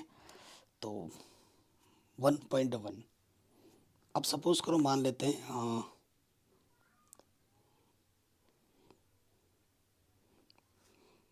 ये fx है ना, एग्जाम में कैसे लिखेंगे, चलो वैसे लिख के दिखाता हूँ, प्रॉपर पूरा दिया है करके लिखेंगे। सबसे पहले दिया है, क्या दिया है कि हमारे पास जो fx फंक्शन x है वो दे रखा है ये चीज़, और जो फंक्शन फलन है वो r से r में जा रहा है, ठीक है, ये दे रखा है। एक एक ही के लिए आ जाइए, ठीक है बच्चों, एक एक ही के लिए। अगर आपको ये चीज़ नहीं पता कि महत्तम पूर्णांक फलन क्या होता है, तो इस पर मैंने एक अलग से वीडियो बना रखी है यूट्यूब पर, 4 5 साल पहले बनाई थी मैंने वो वीडियो, उसको आप सर्च करेंगे ना, greatest integer function by mathematics, आपको वीडियो टॉप पे मिल जाएगी, डिटेल में समझा रखा है क्वेश्चंस के साथ, ठीक है। अब एकाकी के लिए अगर मुझे मना करना है, क्योंकि एकाकी नहीं है, मना करना है ना, तो क्या करेंगे, देखो दो तरीके हैं कि एक तो अगर x1 और x2 fx1 और अगर fx2 इक्वल लेके चलो तो x1 और x2 इक्वल दिखाना है, या फिर दोनों अलग अलग हैं तो फलन भी अलग अलग आएगा, ये एक तरीका है। या फिर दो अलग अलग फलन एक ही आउटपुट दे रहे हैं तो भी आप मना कर सकते हैं। देखो मैं अगर ले लेता हूँ fx 1.1, 1.1 इधर होगा, सपोज करो ये है 1.1, तो 1.1 के लेफ्ट में जो हमेशा बाईं तरफ लिया जाता है, बाईं तरफ पूर्णांक क्या है, एक, तो 1.1 मुझे 1 दे रहे हैं। अगर मैं लेना होता है मुझे 1.3 ले रहा हूँ, 1.3 कहाँ होगा, यहाँ होगा, सपोज करो आगे ही होगा, तो लेफ्ट में जो पूर्णांक है वही लेना होगा। लेफ्ट पूर्णांक क्या है, 1। तो देखो ये और इनपुट और ये इनपुट अलग अलग है, चूँकि 1.1 बराबर नहीं है 1.3 के, परंतु f1.1 और f1.3 दोनों के दोनों मुझे 1 ही दे रहे हैं, तो ये एक ही नहीं है। कारण सहित, ऐसे नहीं बच्चों की कुछ भी मन में आया बक दिया, कारण सहित मैं बताता हूँ हर एक चीज़, और एकदम सिंपल रखता हूँ चीज़ों को। समझ गए होंगे क्या होता है, चित्र की सहायता से बताएं। अब आच्छादक भी नहीं है, ये आपको प्रूफ करना है। आच्छादक,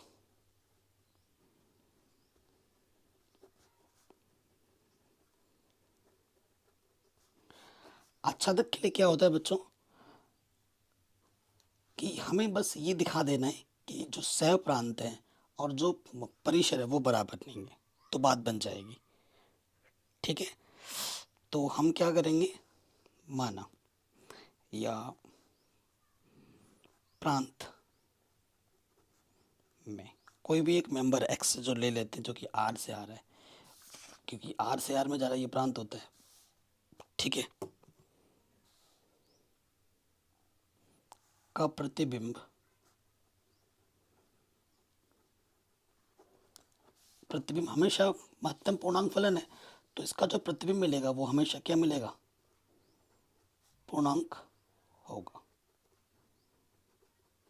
हमेशा क्या होगा, पूर्णांक होगा। ठीक है, हमेशा पूर्णांक होगा, ये बात ज़रूरी है। परंतु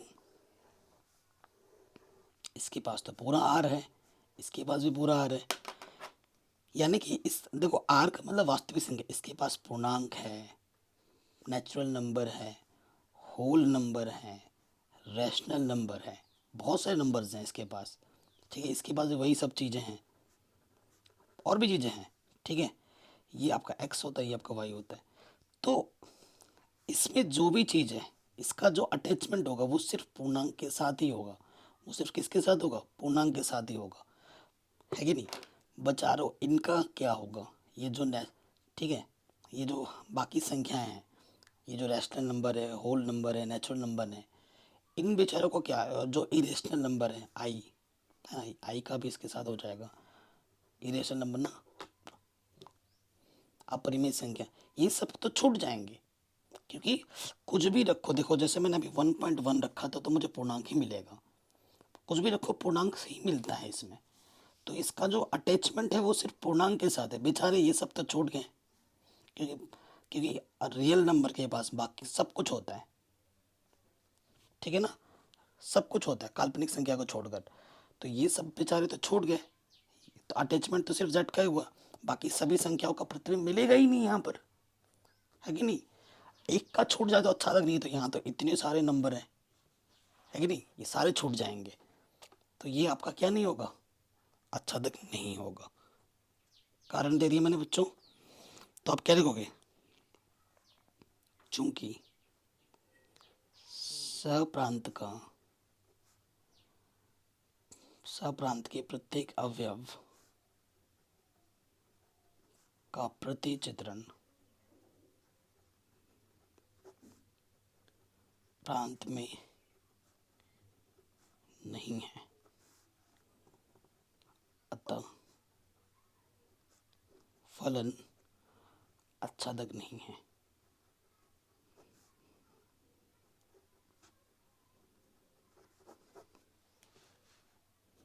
ठीक है, ये आप बोल देंगे। इससे आसान एक्सप्लेनेशन पूरे यूट्यूब पे नहीं मिलेगा, दावे के साथ कह सकता हूँ।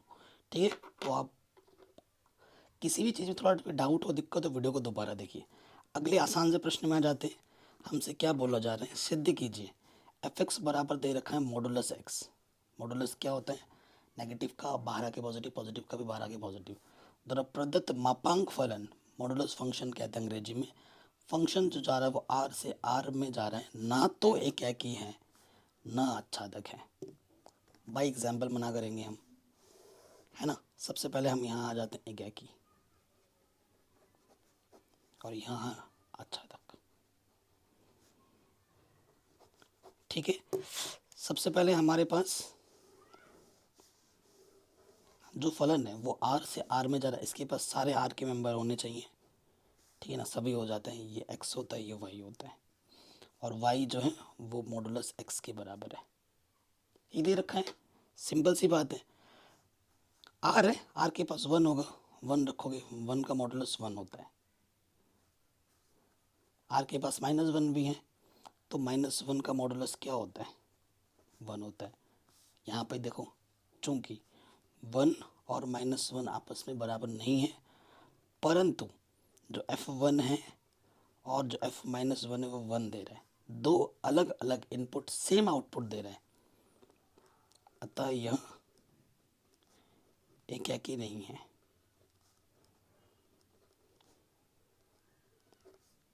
ठीक, सिंपल। अच्छा तक के लिए आते हैं, सेम इसमें क्या करते हैं, माना एफ एक्स को हम वाई मान लेते हैं, ठीक है, तो वाई बराबर क्या है मेरे पास, मॉडुलस के एक्स है। चलो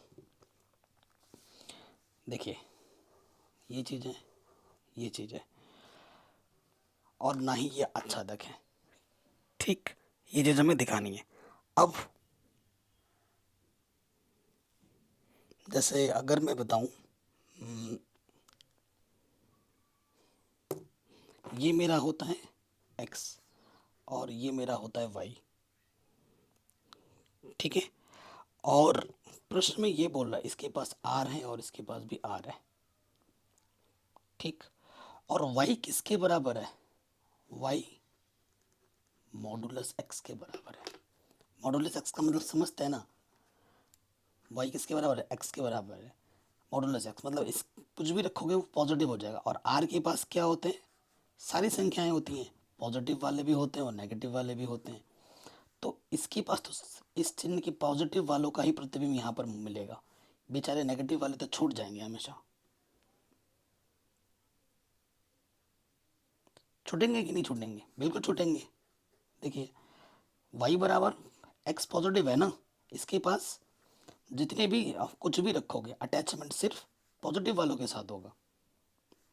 मॉडुलस चिन्ह, मॉडुलस का मतलब क्या होता है, जितनी भी चीज़ें हैं वो प्लस में हो जाएंगी, तो आर के पास तो प्लस के मेंबर भी और माइनस के मेंबर भी हैं, प्लस वालों का ही अटैचमेंट इसके साथ होगा, इधर बेचारे माइनस वाले तो यहाँ पर छूट जाएंगे, और एक का भी छूटता है तो वो अच्छा तक नहीं होता है, यहाँ तो कितने अनगिनत पद होंगे, तो वही हम लिखेंगे, क्या लिखेंगे, चूंकि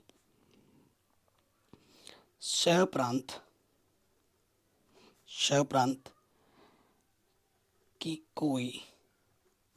कोई भी ऋणात्मक संख्या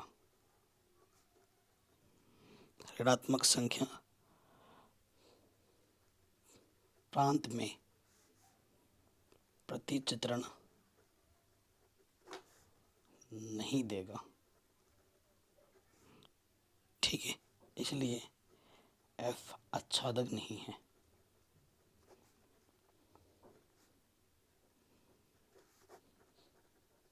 ठीक है, आराम से हो गया, कोई दिक्कत नहीं। अगर आप गाइड वगैरह उठा के देखोगे ना, रेफरेंस बुक वगैरह, किसी भी क्वेश्चन में ऐसे एग्जाम्पल से नहीं समझाया गया है, ठीक है, जैसे मैं समझा रहा हूँ, ऐसा किसी बुक में नहीं समझाया गया है। अगले प्रश्न में आ जाते हैं, वेरी इंपॉर्टेंट है, आसान है, बहुत ही आसान है लेकिन इम्पॉर्टेंट है, ठीक है, इस प्रश्न पे आ जाते हैं। प्रश्न हमसे क्या बोल रहे हैं, सिद्ध कीजिए जो फंक्शन है वो आर से आर में जा रहा है, ठीक है, जो एफ एक्स है, ठीक है, वन है, ज़ीरो है, वन है, तीन स्थितियाँ हमें दे रखी हैं, ठीक है, द्वारा प्रदत्त चिन्ह फलन ना तो एकाकी है और ना ही आच्छादक है। अब ये चीज़ मैं आपको समझाता हूँ, ये चीज़ जो फलन आपको दे रखा है ना, इसको मैं चित्र की वजह से समझाता हूँ कि ये क्या बोल रहा है। ये आपका x होता है, ये आपका y, जिसे हम एफ एक्स भी कहते हैं, एफ एक्स बराबर वाई होता है। इसमें आपका फलन जा रहा है, इसके पास r है और इसके पास भी r है, ठीक है, हम r है इसके पास, पूरा का पूरा r है, देखो इसने बोल ही रखा, मैं नहीं बोल रहा हूँ, r के पास तो दुनिया भर के मेंबर्स होते हैं, नेचुरल नंबर है, अब रैशनल नंबर्स हैं, है ना, इरेशनल नंबर हैं, हर तरह के नंबर है इसके पास भी और इसके पास भी। तो इसने बोला अगर x का मान तुम ज़ीरो से छोटा लेते हो, नहीं ज़ीरो से बड़े लेते हो, जैसे कि सपोज करो मैंने ले लिया ज़ीरो से बड़ा हो गया वन टू, ऐसे अगर पद लेते हो, तो वो हमेशा तुम्हें 1 देते हैं। वो तुम्हें क्या देते हैं? 1 देते हैं, अगर इस टाइप के नंबर लेते हो। अगर तुम 0 लेते हो तो तुम्हें 0 मिलता है, ठीक है, 0 पे 0 मिलता है। और अगर x का मान तुम छोटे लेते हो, जैसे -1 है ना, -2, ऐसे इस तरीके के नंबर लेते हो, तो तुम्हें हमेशा एक एक मिलता है। अच्छा जी, इस कंडीशन में भी आपको एक ही मिलता है। तो देखो, इस कंडीशन पे भी और इस कंडीशन पे भी मुझे एक ही मिल रहा है। तो देख के ही पता लग गया ना, 1 भी मुझे 1 दे रहा है, -1 भी मुझे 1 दे रहा है। दो अलग अलग इनपुट सेम आउटपुट दे रहे हैं, एक एक ही नहीं है। अच्छा तक अच्छा तक देखो बेटा, सिर्फ ये 3 ही पद हैं जिनकी प्रतिचित्रण यहाँ मौजूद है। बाकी बाकी पद कहाँ है? इसमें तो बहुत सारे पद है ना।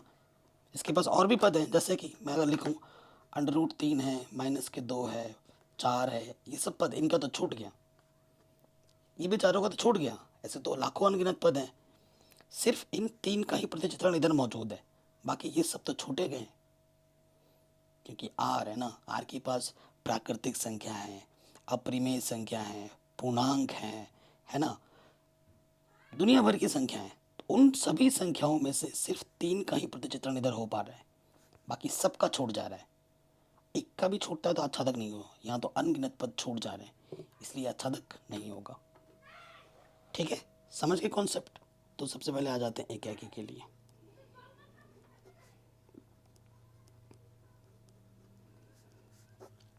एकाकी के लिए क्या हो जाएगा? चूंकि 1 इज नॉट इक्वल टू -1, परंतु f1 भी और f-1 भी मुझे 1 दे रहा है, इसलिए एकाकी नहीं है।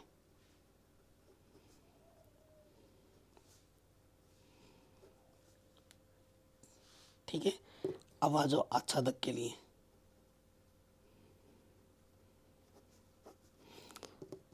ठीक है, 1 0 को छोड़कर किसी भी संख्या का प्रतिचित्रण प्रांत में नहीं है, इसलिए आच्छादक नहीं है।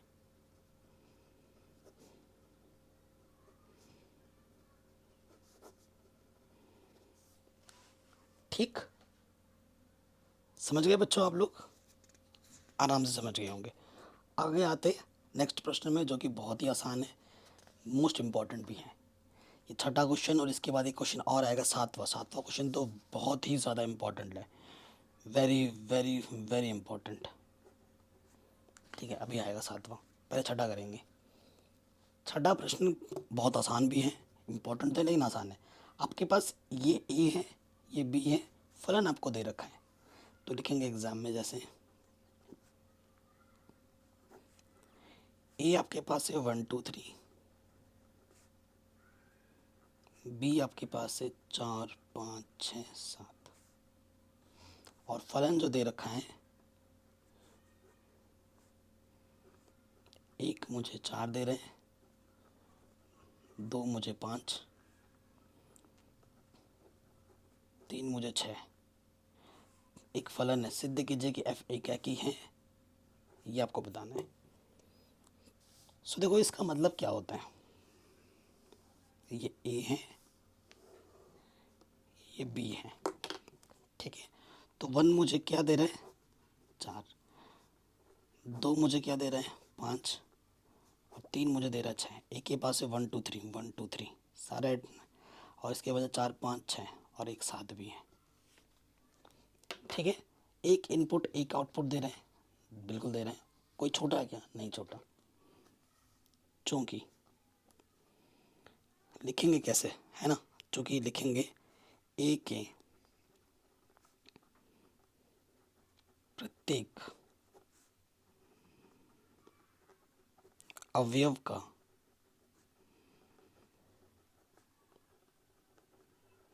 भिन्न भिन्न प्रतिबिंब है। 1 का 4, 2 का 5, 3 का 6 ना, भिन्न भिन्न प्रतिबिंब हैं, इसलिए फलन एकाकी है। क्या ये फलन आच्छादक है? नहीं, क्योंकि 7 का छूट गया। तो ये कैसा फलन है सर? ये इनटू फंक्शन है। सबका तो प्रतिचर मिल रहा है लेकिन एक बेचारे का छूटा है, तो ये इनटू फलन है, ऑन टू नहीं है कि नहीं? आराम से हो गया। आगे बढ़ते हैं अगले प्रश्न में। क्या बोल रहे हैं? निम्नलिखित में से प्रत्येक स्थिति में बतलाइए कि क्या दिए हुए फलन एकाकी आच्छादक एकाकी आच्छादक हैं। अपने उत्तर का औचित्य भी बताइए। ये जो फंक्शन है आर से आर में जा रहा है, देखना है, ठीक है। सबसे पहले हम चेक करेंगे एकाकी का। एकाकी होगा, देखो कैसे। यदि सिंपल रैखिक फलन है ना, f(x1) बराबर f(x2), तो ये है, यहाँ रखेंगे x की जगह पर x1,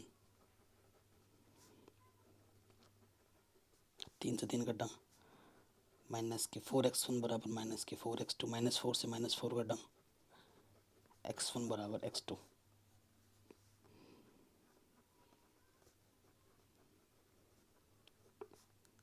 अतः एकाकी है, ठीक।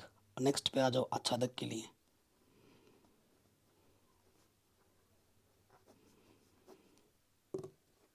आच्छादक के लिए क्या होता है बच्चों? माना f(x) को हम क्या मानते हैं? y मानते हैं। तो y बराबर हमारे पास है 3 माइनस के 4x। तो x बराबर निकालना होता है माइनस के 4x, इधर के प्लस, प्लस के y इधर माइनस में, x बराबर हो जाएगा 3 माइनस के y बट्टे में 4। ठीक, ये चीज़ आ जाएगी हमारे पास। अब हमारे पास क्या है, देखो मैं आपको समझाता हूँ। इसके पास पूरा आर है, इसके पास भी पूरा आर है, और यहाँ x होता है, यहाँ y होता है, ठीक है ना। और x बराबर क्या है? 3 माइनस के y बट्टे 4। इसके पास भी आर है, इसके पास भी आर है। अगर मैं आर का मान 0 लूँ तो y के स्थान पर देखो, y का मान मैंने 0 लिया ना, यहाँ पर 3 में से 0 घटाऊंगा तो यहाँ पर 3 बट्टा 4 आ जाएगा, ठीक है। फिर क्या ले लेता हूँ, जैसे मैं यहाँ पर 1 ले लेता हूँ y का मान, तो 3 में से 1 घटाएंगे 2, 2 बट्टा 4 यानी कि 1 बट्टा 2। तो कुछ भी रखूँ, प्लस माइनस का कुछ भी रखूँ, कुछ जो भी रखूँ उसका प्रतिचित्रण यहाँ ज़रूर मौजूद है, ठीक है। तो लिखेंगे चूंकि प्रत्येक प्रत्येक चूंकि प्रत्येक अवयव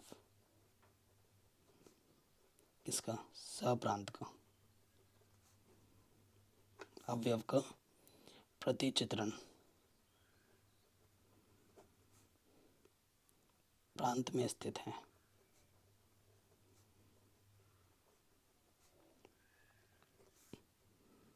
इसलिए यह क्या होगा? इसलिए यह आच्छादक होगा।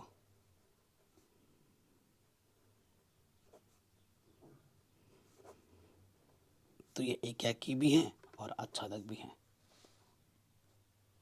ठीक। ये प्रश्न आपका आराम से बन गया। अगले प्रश्न में आ जाइए।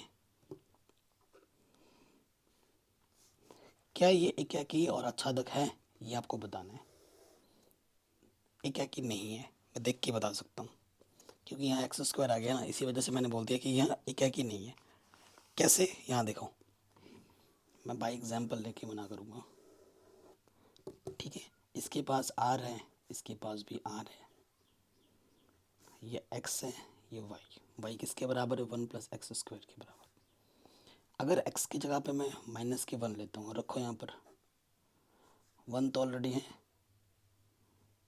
प्लस माइनस 1 का स्क्वायर जो कि मुझे दे देगा 2।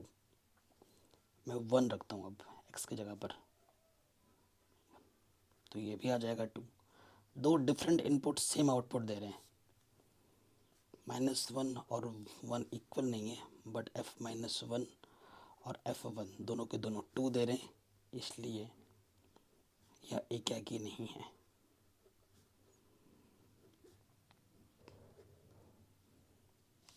आच्छादक,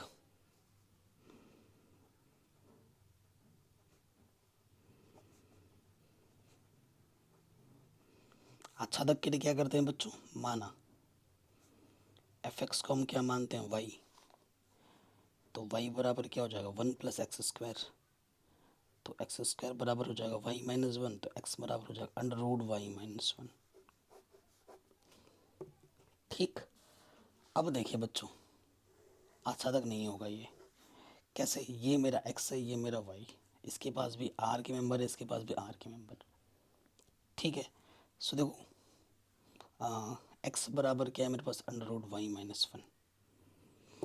देखो है कि नहीं, मैंने y क्या ले लिया, -2 ले लिया, r में उपस्थित है, वास्तविक संख्या है, जैसे भी y रखूँगा यहाँ पर तो -2 -1, तो ये हो जाएगा -3, जो कि r में नहीं होता, ये क्या है, काल्पनिक संख्या है, चूँकि -2 आपका क्या है, r में है, परंतु -3 यहाँ पर r में उपस्थित नहीं है, इसलिए इसका प्रतिचित्र नहीं मिला है, ये लिख दोगे, इसलिए ये आच्छादक नहीं है, आच्छादक नहीं है, ये आपको आपका आंसर मिल जाएगा। किसी भी पार्ट में थोड़ा सा भी डाउट या दिक्कत हो ना बच्चों, वीडियो को दोबारा ज़रूर देखें। ओके, आगे बढ़ते हैं अगले प्रश्न में।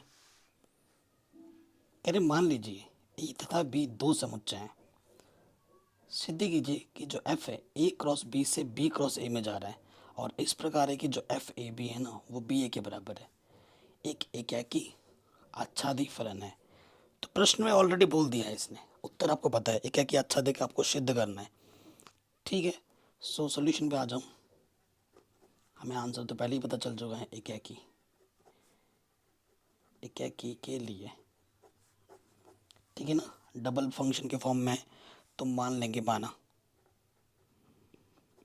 एफ A1 B1 बराबर किसके हैं, एफ A2 B2 के, तो मुझे A1 A2 के बराबर दिखाना है, B1 B2 के बराबर दिखाना है। एफ A1 B1 क्या हो जाएगा, B1 A1, और एफ A2 B2 क्या हो जाएगा इस परिभाषा से कि B2 A2,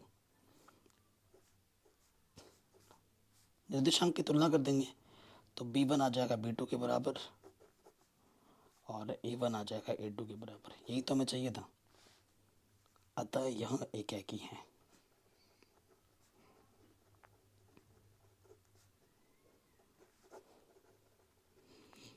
ठीक, अब हमें क्या करना है, आच्छादक दिखाना है। अब कई बार बच्चों को क्या होता है ना, उन्हें लिखना नहीं आ पाता है, आच्छादक है, ठीक है, आच्छादक है तो क्या लिखोगे आप एग्जाम में कि आपको पूरे नंबर मिले, ठीक है, तो आप क्या लिखोगे, चूंकि सह प्रांत का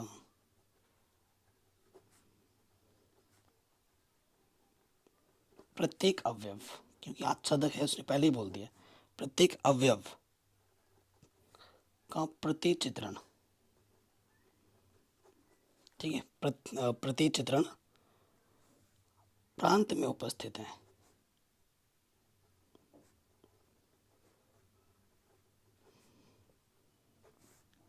ठीक है, इट इम्प्लाइज यानी कि जो आपका सह प्रांत है वो परिसर के बराबर है, इसलिए जो एफ एफ होगा, एफ एक आच्छादक फलन है, ये लिखनी है आपको।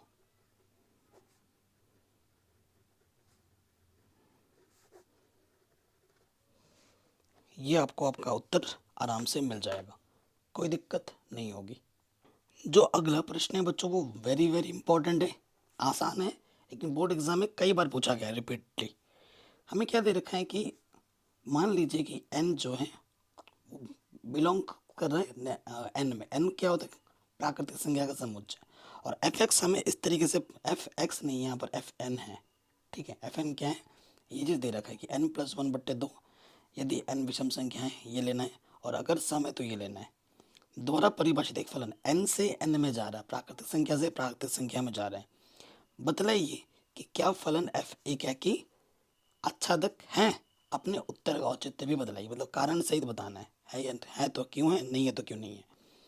तो सबसे पहले आ जाओ, देखो अगर n विषम है तो आपको ये लेना है, और अगर एन सम है तो ये ना, दो केस है आपके पास, ठीक है, क्योंकि प्राकृतिक संख्या से प्राकृतिक संख्या में जा रहा है और एन से एन में जा रहा है, फलन एन से एन में जा रहा है कि नहीं। और एन के पास तो क्या होता है 1 2 3, इसके पास भी ऐसा ही नंबर है 1 2 3 4 ऐसे से, ये इसके पास है। ओके बच्चों, सो देखो बच्चों, ये एन से एन में जा रहा है फलन,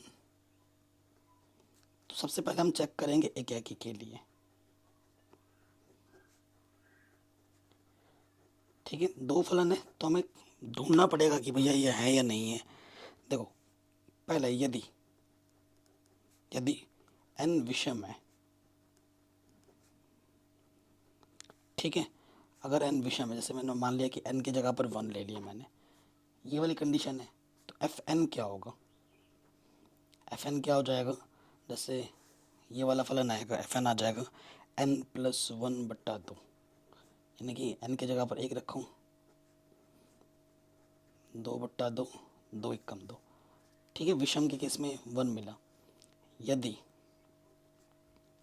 एन सम है, अगर मैं एन सम ले लेता हूँ, जैसे सपोज करो एन की जगह पर मैंने 2 ले लिया, ठीक है, तो क्या होगा, तो एफ एन किसके बराबर है बच्चों, n/2 के, तो ये 2 रखो एन की जगह पे, 2 एकम 2।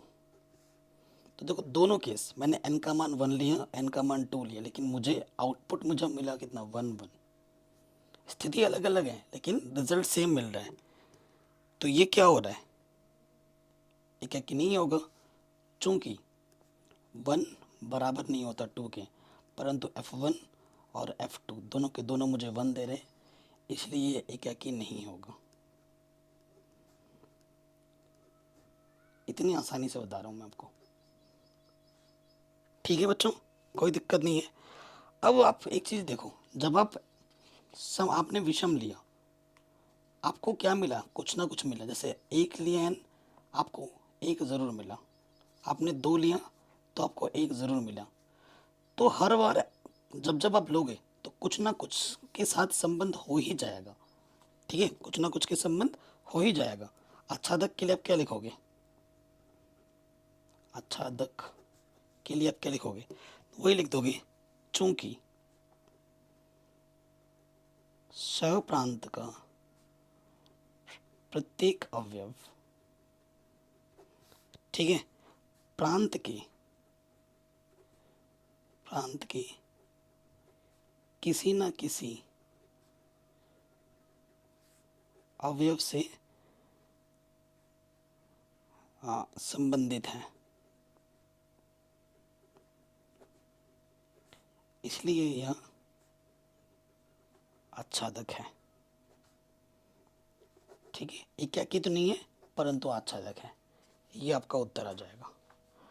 अगले क्वेश्चन पे आ जाओ, बहुत ही शानदार शानदार ज़बरदस्त क्वेश्चन है, ठीक है। इस क्वेश्चन का मतलब क्या है, देखो इन्होंने ना, ये क्या है, आर है, आर के पास 3 नहीं है, ये इसने जो लिखा है ये गलत लिखा है, इस तरीके ये नहीं लिखना है, ये सही लिखा है। इसके पास आर तो है लेकिन आर में ना 3 नहीं है, इसका मतलब ये होता है ये एक ऐसा समुच्चय है जिसमें पूरा का पूरा आर है, वास्तविक संख्या पूरी पूरी है लेकिन 3 नहीं है उसमें। बी एक ऐसा समुच्चय जिसमें पूरा वास्तविक संख्या लेकिन उसमें 1 नहीं है, और फंक्शन एक्स आपको ये दे रखा है, एक परिभाषित फलन जो ए से बी में जा रहा है, क्या ये एकाकी है, आच्छादक है, बताना है। तो सबसे पहले एकाकी के लिए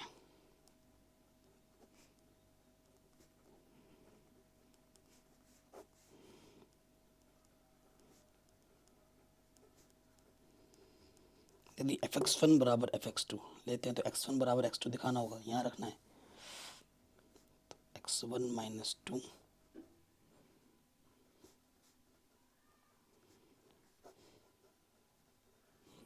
ठीक है, तिरछे गुणा कर देंगे, तो x1 माइनस 2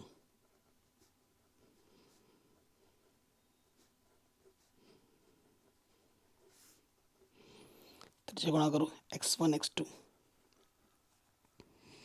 माइनस के 3x1 माइनस के 2x2, 2 3 6, x1 x2 माइनस के 3x2 माइनस के 2x1 2 3 6, 6 से 6 x1 x2 माइनस के 3x1, ये माइनस का 2 इधर आके प्लस का हो गया, माइनस के 3x2 और माइनस का 2 इधर आके प्लस का हो गया। यहाँ से बचा माइनस के x1, यहाँ से बचा माइनस के x2, तो x1 बराबर क्या आ गया x2। ये चीज़ लेके चले थे और यहाँ पे पहुँच गए। अतः है क्या कि है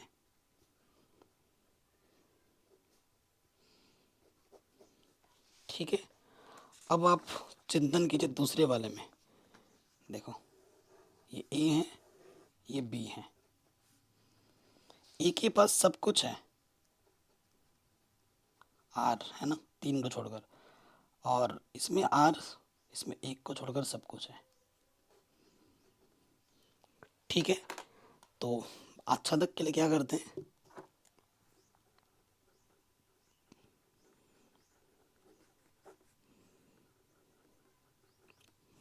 माना y बराबर x minus 2 but x minus 3 हो जाएगा। एफ एक्स को क्या मान लेते हैं, y मान लेते हैं, मैंने डायरेक्ट लिख दिया। तिरछे गुणा करोगे, यहाँ से आपको x का मान निकालना है, अंदर y से गुणा कर दोगे, एक्स वाई माइनस के 3y x माइनस 2, तो एक्स वाई माइनस के x माइनस के 3y, ठीक है, x आ जाएगा उभयनिष्ठ, तो x बराबर आ जाएगा 3 माइनस ये y माइनस के 1। ठीक है, ये चीज़ आ जाएगी x बराबर, तो ये चीज़ x होती है, ये चीज़ y होती है। ठीक है, ये चीज़ क्या होती है, y होती है। तो x बराबर क्या हो जाएगा, 3y माइनस का 2 बट्टे y माइनस के 1। सब कुछ है इसके पास। अगर यहाँ पर 1 आ जाता y के स्थान पर, तो 1 में से 1 घटाएंगे तो 0, किसी के बट्टे में 0 होता है वो अपरिभाषित होता है, परंतु y के पास 1 है ही नहीं, तो काम बन गया। मतलब इसका मतलब ये हुआ कि जिस पे हमारा डाउट था, डाउट इसमें ही था बट्टे में, कि अगर y के स्थान पर 1 आ जाए तो 1 में से 1 जा घटेगा 0 हो जाएगा, और किसी के बट्टे में 0 हो तो वो अपरिभाषित हो जाता है, परंतु y के पास तो 1 है ही नहीं, है ना। तो इसमें जितने भी अवयव हैं सभी का प्रतिचित्रण यहाँ पर मौजूद हो जाएगा। ठीक है, ये चीज़ आप लिख दोगे, चूँकि y इक्वल टू 1 प्रांत में नहीं है, इसीलिए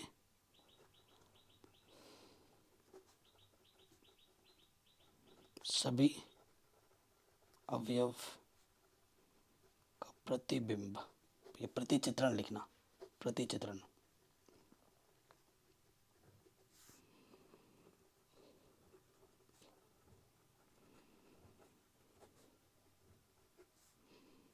इसलिए ये आच्छादक है। तो ये एक एकी भी है और आच्छादक भी है, ये आपको आपका आंसर मिल जाएगा। ठीक, आराम से बन गया। देखो बच्चों, एनसीईआरटी के जितने भी आपके बहुविकल्प प्रश्न हैं वो सारे ही इंपॉर्टेंट हैं, और जैसा एज इट इज़ वैसे का वैसा क्वेश्चन बोर्ड एग्जाम में आ जाता है बहुविकल्पी। ठीक है, तो मोस्ट इम्पॉर्टेंट है।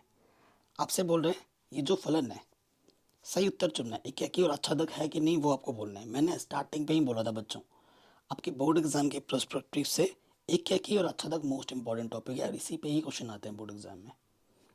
ठीक है, तो उन 2 कॉन्सेप्ट को समझना बहुत ज़रूरी है।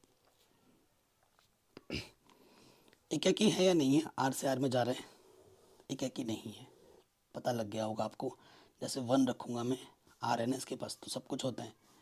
1 की पावर 4 1, -1 रखा, -1 की पावर 4, ये भी 1। 2 डिफरेंट इनपुट सेम आउटपुट दे रहे हैं, तो एक तो भैया ये है नहीं, आच्छादक भी नहीं होगा। ठीक है, क्यों माना, देखो एफ एक्स को आप वाई मान लोगे, तो y बराबर x की पावर 4, तो x बराबर क्या हो जाएगा, y की पावर 1/4 होगा। अब यहाँ पर आपका x होता है, यहाँ पे आपका y होता है, x बराबर है y की पावर 1/4। ठीक है, जैसे मैंने y क्या ले लिया, -2 ले लिया, -2 r में होता है, लेकिन -2 की पावर 1/4 ये क्या है, ये काल्पनिक संख्या है। ठीक है, ये क्या है, काल्पनिक संख्या है, ये r में नहीं है, इसलिए अच्छा तक नहीं होगा। किसी एक का भी प्रतिचित्रण अगर नहीं मिलता तो वो अच्छा तक नहीं होता, तो ये अच्छा तक भी नहीं है, ना तो एक है कि ना ही अच्छा तक। ऑप्शन नंबर डी बिल्कुल सही हो जाएगा। ठीक है, अगले प्रश्न में आ जाते हैं। एफ एक्स बराबर 3x है, बताना है कि ये एक है कि और अच्छा तक है कि नहीं है। बिल्कुल होगा, आर से आर में जा रहा है, ठीक है ना, आर से आर में जा रहा है, एक है कि ज़रूर होगा। क्यों?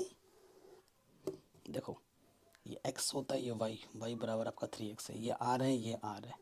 जैसे आपने एक रखा तो 3 एक कम 3, माइनस के एक रखो -3 आएगा। डिफरेंट इनपुट रखोगे डिफरेंट रिजल्ट मिलेगा, है कि नहीं? तो एक है कि तो है, अच्छा तक चेक करो। तो एफ एक्स को y मानते हैं अच्छा तक के लिए, y बराबर 3x, ठीक है। तो x बराबर क्या हो जाएगा, y/3, ठीक है। x बराबर क्या हो जाएगा, y/3।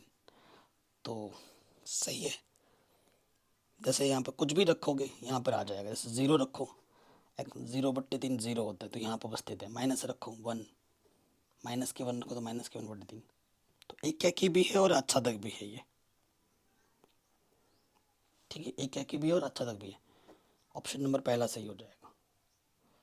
तो इस तरीके से ये पूरी प्रश्नावली आपने सॉल्व कर ली। आशा करता हूँ ये वीडियो आपको पसंद ज़रूर आई होगी। अगर ऐसा है तो प्लीज़ वीडियो को लाइक शेयर ज़रूर करें, चैनल बने तो सब्सक्राइब करें और डिस्क्रिप्शन ज़रूर चेक करें, मैंने सब कुछ ऑलरेडी पढ़ा रखा है।